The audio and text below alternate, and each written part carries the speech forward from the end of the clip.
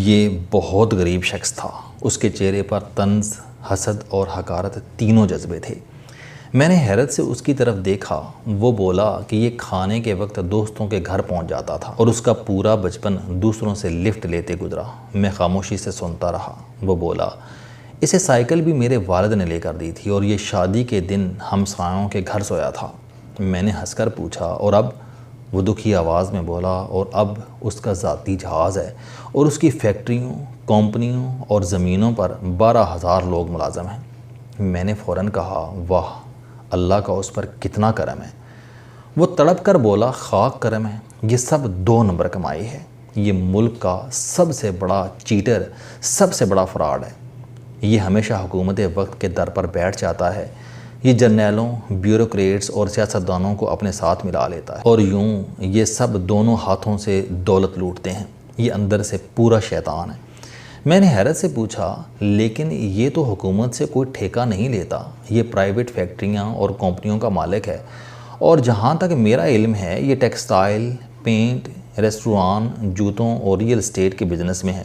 یہ پھر حکومت کے ساتھ مل کر دولت کیسے لوٹ رہا ہے؟ وہ تلملا گیا اور غصے سے بولا، پھر بڑے بڑے جرنیل، سیاستدان، بیوروکریٹس اور بزنس مین اس کے دفتر میں کیوں آتے ہیں؟ صدر اور وزیر اعظم اس کے ساتھ تصویر کیوں کھنچواتے ہیں؟ اور یہ بڑی بڑی پارٹیاں کیوں کرتا ہے؟ میں نے عرض کیا، یہ سوشل گیدرنگ ہوگی۔ کامیابی کے ایک خاص لیول کے بعد تمام لوگ سوشل بھی ہو جاتے ہیں اور پالیسی سازی میں بھی شامل ہو جاتے ہیں۔ امریکہ کی زیادہ تر معاشی پالیسیاں ان کے 750 ارب پتی بناتے ہیں۔ صدر اوباما امریکہ کے بل گیٹس، اسٹیو جابس اور وارن بفٹ سے ملاقات بھی کرتا ہے اور ان کے ساتھ تصویریں بھی اترواتا ہے۔ دنیا کے تمام سیلف میڈ کامیابی کی بلند ترین سطح کو چھونے کے بعد پارٹیاں بھی کرتے ہیں اور ان پارٹیوں میں ملک کے سرکردہ لوگوں کو بھی بلواتے ہیں، اور یہ بھی یہی کر رہا ہوگا۔ میری ملاقاتی کی تلملاہٹ میں اضافہ ہو گیا اور وہ چلا کر بولا، لیکن یہ 2 نمبر ہے۔ میں نے اپنی آنکھوں سے اسے سوزوکی FX سے ذاتی جیٹ تک جاتے ہوئے دیکھا۔ دنیا میں کوئی شخص اتنی جلدی ترقی نہیں کر سکتا۔ یہ سب 2 نمبر کمائی ہے۔ اس تلملاہٹ کے بعد مکالمے کی کوئی گنجائش نہیں بچتی تھی، چنانچہ میں بے بس ہو کر خاموش ہو گیا۔ ہم لوگ کامیابی، ترقی اور دولت کے بارے میں چند بڑے مغالطوں کا شکار ہیں۔ ہمارا پہلا مغالطہ محنت کے ذریعے ترقی ہے۔ ہم نے یقین کر لیا ہے کہ ملک میں فراڈ اور چیٹنگ کے بغیر ترقی ممکن نہیں، اور جو شخص سائیکل سے جہاز تک پہنچ گیا وہ اخلاقی لحاظ سے معاشرے کا برا ترین انسان ہے۔ آپ دن رات لوگوں کی گفتگو سنیں، آپ کو اس نوعیت کے فقرے عام ملیں گے۔ وہ کل تک بہت غریب تھا، اس کے گھر میں آٹا نہیں ہوتا تھا، وہ ویگنوں پر دھکے کھاتا تھا، وہ دن بھر سائیکل گھسیٹتا تھا، وغیرہ وغیرہ۔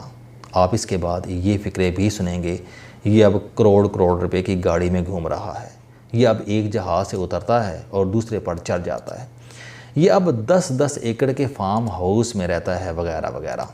اور اس کے بعد آپ یہ نعرہ بھی سنیں گے کہ یہ سب حرام کی کمائی ہے، یہ سب چیٹنگ اور فراڈ سے جمع کی ہوئی دولت ہے، اور یہ 2 نمبر شخص ہے، وغیرہ وغیرہ۔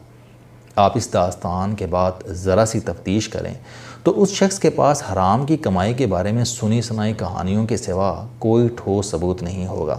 میں اکثر یہ کہانیاں سنتا ہوں اور اس کے بعد محسوس کرتا ہوں کہ ہمارا معاشرہ اجتماعی حسد کا شکار ہے۔ پوری دنیا میں سیلف میڈ نوجوانوں کے ہیرو ہوتے ہیں۔ امریکی نوجوان بل گیٹس کو دیکھ کر فخر سے دعویٰ کرتے ہیں کہ یہ دنیا کا امیر ترین شخص بن سکتا ہے تو ہم بھی ترقی کر سکتے ہیں۔ امریکی سیاہ فام باشندے صدر اوباما کو دیکھ کر اپنے بچوں سے کہتے ہیں کہ اگر کالا اوباما 47 سال کی عمر میں امریکہ کا صدر بن سکتا ہے تو تم بھی آسمان کو چھو سکتے ہو۔ اور امریکی وارن بفٹ کو دیکھ کر ایک دوسرے سے کہتے ہیں کہ اگر یہ پرچون کی دکان پر کوکا کولا سپلائی کر کے دنیا کا دوسرا امیر ترین شخص بن سکتا ہے تو تم بھی اور ہم بھی امیر ہو سکتے ہیں۔ پاکستان میں ہم ہر ترقی کرنے والے شخص کے دشمن ہو جاتے ہیں۔ ہم دل میں اس شخص کے خلاف بغض پال لیتے ہیں اور اس سے حسد کرنا شروع کر دیتے ہیں، اور اس کے نتیجے میں ہم زندگی کی دوڑ میں بہت پیچھے رہ جاتے ہیں۔ ہمیں یہ مغالطہ فوراً ختم کرنا ہوگا۔ دولت کے بارے میں ہمارا دوسرا مغالطہ پہلے سے بھی زیادہ خطرناک ہے۔ ہم دولت کو بری چیز سمجھتے ہیں، ہم اسے ہاتھ کی میل قرار دے کر غریب رہنا چاہتے ہیں۔ جبکہ دولت بری نہیں ہوتی۔ اس کے حصول کے طریقے اور اس کا استعمال غلط یا برا ہو سکتا ہے۔ اگر دولت بری ہوتی تو اللہ کے تمام نبی خوشحالی اور فراوانی کی دعا نہ کرتے۔ حضرت ابراہیم علیہ السلام نے خانہ کعبہ کی تعمیر کے بعد سب سے پہلے خوشحالی اور فراوانی کی دعا کی تھی۔ نبی اکرم صلی اللہ علیہ وسلم نے 25 سال کی عمر میں مکہ کی 40 سالہ امیر خاتون کے ساتھ شادی کی تھی۔ آپ نے تجارت بھی فرمائی تھی اور آپ کے زیادہ تر صحابہ بھی تاجر تھے۔ کیا یہ تمام حضرات غریب ہونے کے لیے تجارت کر رہے تھے؟ اور کیا حضرت ابراہیم علیہ السلام نے نعوذ باللہ غریب ہونے کے لیے خوشحالی اور فراوانی کی دعا کی تھی؟ آپ کو شاید یہ جان کر حیرت ہوگی کہ اسلام دنیا کا واحد مذہب ہے جس نے تجارت کے اصولوں کی بنیاد رکھی۔ آپ قرآن مجید اور احادیث کی کتابیں اٹھا کر دیکھ لیں، آپ کو ان میں تجارت کے اصول ملیں گے۔ آپ کو ان میں ناپ تول کا معیار، اشیاء کی خرید و فروخت کا طریقہ اور تجارتی ایمانداری کی تلقین ملے گی۔ وہ اسلام پہلا مذہب تھا جس نے کہا تھا کہ لین دین کے دوران لکھ لیا کرو یا چیز کا نقص بتا کر فروخت کیا کرو، کم نہ تولو اور صبح جلدی دکان کھولو۔ یہ صرف اور صرف اسلام ہے۔ آپ کو دنیا کے کسی دوسرے مذہب میں یہ اصول نہیں ملتے۔ اسلام تاجروں کا مذہب ہے اور تجارت کرنے والا مسلمان ملازمت کرنے والے مسلمان کے مقابلے میں بہت جلد خوشحال ہو جاتا ہے۔ آپ یہ کر کے دیکھ لیں، آپ بھی انشاءاللہ ضرور کامیاب ہوں گے۔ لہٰذا یہ عجیب بات ہے کہ ہم مسلمان ہونے کے باوجود دولت کو برا کہتے ہیں۔ اگر دولت اور دولت مند اچھے نہیں ہوتے تو نعوذ باللہ حضرت عثمان رضی اللہ تعالیٰ عنہ مکہ کے سب سے بڑے دولت مند تھے اور آپ صلی اللہ علیہ وسلم ان سے بے انتہا محبت کرتے تھے۔ حضرت ابو بکر صدیق رضی اللہ تعالیٰ عنہ اور حضرت عمر فاروق رضی اللہ تعالیٰ عنہ بھی تجارت فرماتے تھے اور آپ صلی اللہ علیہ وسلم نے بھی تجارت کی تھی۔ کیا یہ سب لوگ غریب ہونے کے لیے تجارت کر رہے تھے؟ دولت بری نہیں ہوتی، دولت کا استعمال برا ہوتا ہے۔ خوشحالی یعنی رزق اللہ کا کرم ہوتا ہے اور اللہ کا کرم کبھی برا نہیں ہوتا۔ چنانچہ دولت کو برا سمجھنا بند کر دیں۔ ہم دولت کے معاملے میں اس مغالطے کا بھی شکار ہیں کہ انسان کو اللہ تعالیٰ سے دور کر دیتی ہے۔ آپ کو شاید یہ جان کر حیرت ہوگی کہ دنیا کے بڑے بڑے صوفیاء کرام اپنے دور کے رئیس لوگ تھے۔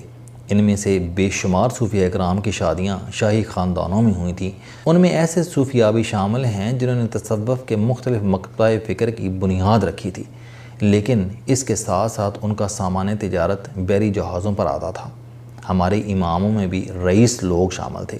اگر دولت نے ان لوگوں کا ایمان خراب نہیں کیا جو ہر وقت مذہب، تصوف اور یقین کی رسی پر چلتے رہتے تھے، تو ہم عام لوگوں کو ڈرنے کی کیا ضرورت ہے؟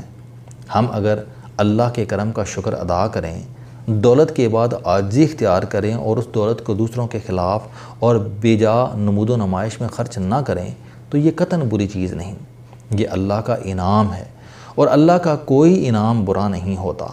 کامیابی اور دولت دونوں ایک دوسرے کے ساتھ جڑی ہیں۔ آپ جب کسی بھی شعبے میں کامیاب ہو جاتے ہیں تو آپ کو دولت خود بخود مل جاتی ہے۔ دنیا کا کامیاب ترین سپورٹس مین، دنیا کا کامیاب ترین سائنسدان، دنیا کا کامیاب ترین مصور، دنیا کا کامیاب ترین عالم اور دنیا کا کامیاب ترین رائٹر آخر میں دولت مند ہو جاتا ہے۔ اگر آپ دولت کو کامیابی کے سفر سے خارج کر دیں گے تو آپ کبھی کامیاب نہیں ہو سکیں گے۔ چنانچہ آپ دولت کو برا کہنا بند کر دیں۔ دولت ایک ہنر بھی ہے۔ ہم اگر دنیا بھر کی دولت جمع کریں اور یہ دولت دنیا کے تمام لوگوں میں مساوی تقسیم کر دیں تو آپ یقین کیجئے چند ماہ بعد ان میں سے کچھ لوگ بہت غریب ہو جائیں گے، کچھ غریب، کچھ امیر اور کچھ بے انتہا امیر ہو جائیں گے، اور یوں انسان ایک بار پھر عدم مساوات کا شکار ہو جائیں گے۔ کیونکہ یہ حقیقت ہے کہ دولت کمانا ایک آرٹ ہے اور جو شخص اس آرٹ سے واقف ہو وہ بے ہنر لوگوں سے دولت دوبارہ واپس کھینچ لیتا ہے۔ اور آپ اگر زندگی میں کامیاب ہونا چاہتے ہیں تو جائز اور سیدھے راستے سے دولت کمائیں، آپ کی دنیا اور آخرت دونوں سنور جائیں گی۔ السلام علیکم۔ آپ اسٹوڈنٹ ہیں، کوئی جاب کرتے ہیں، کاروبار کرتے ہیں یا پھر آپ گھریلو زندگی گزار رہے ہیں، اگر آپ اپنی زندگی کو بدلنا چاہتے ہیں تو اس چینل علم دوستی پر آپ زندگی میں کامیابی کے لیے جاوید چوہدری صاحب کے موٹیویشنل، سوشل، سیلف ڈسکوری سے ریلیٹڈ اور صحت سے متعلق بے شمار کالم سن سکتے ہیں۔ میرا دعویٰ ہے کہ یہ چینل آپ کی زندگی بدل دے گا۔ اس چینل کا مقصد اچھی باتیں معاشرے میں پھیلانا ہے اور اچھی بات کو دوسروں تک پہنچانا صدقہ جاریہ ہے۔